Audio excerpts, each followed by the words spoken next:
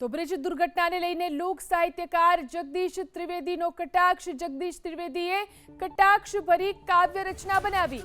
વિદેશના બ્રિજની ગુણવત્તાનું ઉદાહરણ આપ્યું. વિદેશમાં 7 માળના બ્રિજ છતાં પણ કાંકરી નથી ખરતી, કહ્યું જગદીશ ત્રિવેદીએ.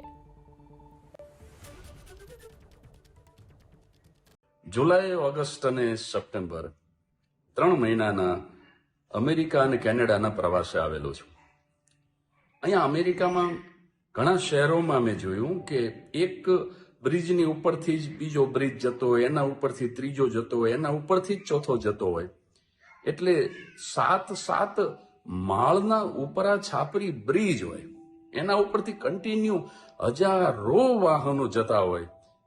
પણ આજ દિવસ સુધી મેં સાંભળ્યું નથી કે બ્રિજ તો શું, એની એક કાંકરી પણ ખરીને પડી હોય નીચે. સાહેબ, એક બહુ જૂની અછાંદસ રચના યાદ આવે છે. એક પુલ નદીમાં જળ સમાધિ લેતા પહેલા ડાઇંગ ડિક્લેરેશનમાં બોલે છે કે સિમેન્ટ નેતા ખાઈ ગયો, મેં નથી ખાધી.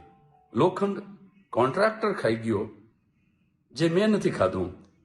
રેતી અને કપચી સરકારી અધિકારી ખાઈ ગયો, જે મેં નથી ખાધી.